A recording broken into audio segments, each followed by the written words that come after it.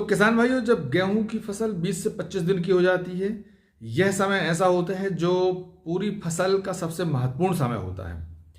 क्योंकि अगर उस समय हमने ध्यान दे दिया तो सही पोषक तत्व दे दिए, सही समय पर पानी मिल गया और सही समय पर खाद और उसके लिए आवश्यक तत्व मिल गए, तो पौधे में बहुत तेज़ी से वृद्धि होती है और पौधे में जो रोग प्रतिरोधक क्षमता है वो भी बढ़ती है और जड़ें भी फैलती हैं। तो एक तरीके से पूरे जो फसल है उसका बेस है पहले 20 से 25 दिन। सो इसीलिए 20 से 25 दिन में जो हमें बहुत महत्वपूर्ण ध्यान देना है कि सही समय पर आपको पहला पानी देना है और सही समय पर हमको आवश्यक पोषक तत्व देना है। उसी से हमारे जो फसल है उसकी जड़ों में वृद्धि होगी और पौधा बहुत मजबूत बनेगा, और जब पौधा मजबूत बनेगा तो उसमें फसल भी मजबूत आएगी। तो आइए हम देखते हैं कि इसमें हमको क्या ध्यान देने की ज़रूरत है।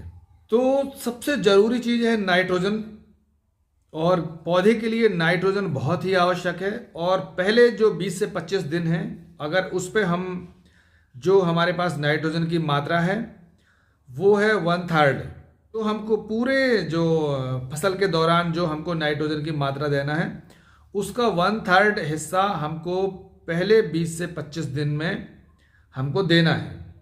और इसके लिए ज़रूरी हो जाता है कि 35 से 40 किलो यूरिया हमको प्रति एकड़ के मान से पहले पानी के समय हमको देना है। यदि आप पानी ढलमा का चला रहे हैं तो पानी चलाने के बाद यूरिया डालिएगा, और यदि आप स्प्रिंकलर से पानी दे रहे हैं तो पानी चलाने के पहले यूरिया डाल दीजिएगा। नाइट्रोजन पौधे में हरापन लाती है, हरियाली लाती है और उसमें ज़्यादा कल्ले निकले, इसके लिए उसमें मदद करती है। दूसरा है फास्फोरस। जड़ों के विकास के लिए फास्फोरस बहुत ज़रूरी है और पौधे को मजबूती प्रदान करने के लिए फास्फोरस की आवश्यकता पड़ती है। आपने बेसल डोज में, माने बोनी के समय ही जो आपने जो डोज देना है उसमें अगर आपने फास्फोरस डाल दिया है तो अब आपको अतिरिक्त फास्फोरस डालने की ज़रूरत नहीं है।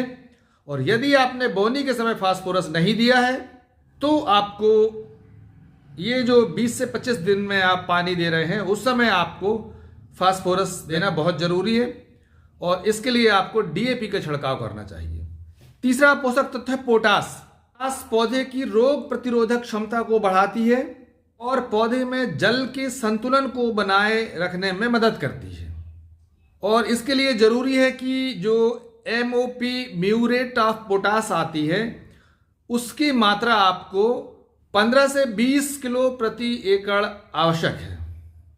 यदि आप ऐसा कर लेते हैं तो आपके पौधे में जड़ें ज़्यादा से ज़्यादा निकलेंगी, कल्ले निकलेंगे और पौधा एकदम बिल्कुल हरा हो जाएगा और फसल आपको लहलहाती हुई दिखने लगेगी और रोगों से भी लड़ने की क्षमता उसके अंदर पैदा हो जाती है। इसलिए ये जरूरी है जो हमने आपको ऊपर बताया अभी। चौथी चीज़ है सल्फर। सल्फर से अमीनो एसिड का निर्माण होता है जो पौधे को बढ़ाने में मदद करता है और पौधे को वृद्धि में मदद करता है। इसके लिए जरूरी है कि सल्फर युक्त उर्वरक जैसे कि जिप्सम या अमोनियम सल्फेट आप जरूर डालें। पांचवा है जिंक।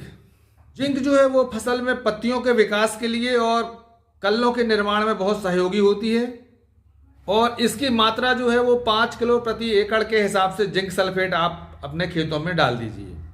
तो इससे आपका पत्ता बहुत शानदार होगा, और इसके साथ साथ उसमें जो कंसे जिसको अपन कल्ले बोलते हैं वो भी बहुत तेजी से और ज़्यादा मात्रा में निकलेंगे। और 20 से 25 दिन में फसल में आपको एक हल्की सिंचाई बहुत ज़रूरी है इसको करना, ताकि ये जो उर्वरक है और ये जो पोषक तत्व हैं वो पौधे की जड़ों तक पहुँचे। और दूसरा ज़रूरी चीज़ है खरपतवार नियंत्रण, क्योंकि खरपतवार जो फसल के पोषक तत्व हैं वो खा जाते हैं। इसलिए ज़रूरी है कि हम निराई गुड़ाई करके और फसल को साफ सुथरी रखें। नंबर 3 जो ध्यान रखने की ज़रूरत है, उर्वरक हमेशा नमी वाली मिट्टी में डालें। सूखी मिट्टी में डालने से उर्वरक का नुकसान होता है, और अगर आप नमी वाली मिट्टी में डालते हैं तो वो धीरे धीरे घुलती है और पौधों की जड़ों तक पहुंचती है, और उससे पौधों की जड़ों का विकास होता है और उससे कल्ले निकलते हैं और पूरी फसल बढ़िया बनती है। तो किसान भाइयों, ये छोटी छोटी सी बातें हैं और इनको ध्यान में रख के आप अपनी फसल को बढ़िया बना लें।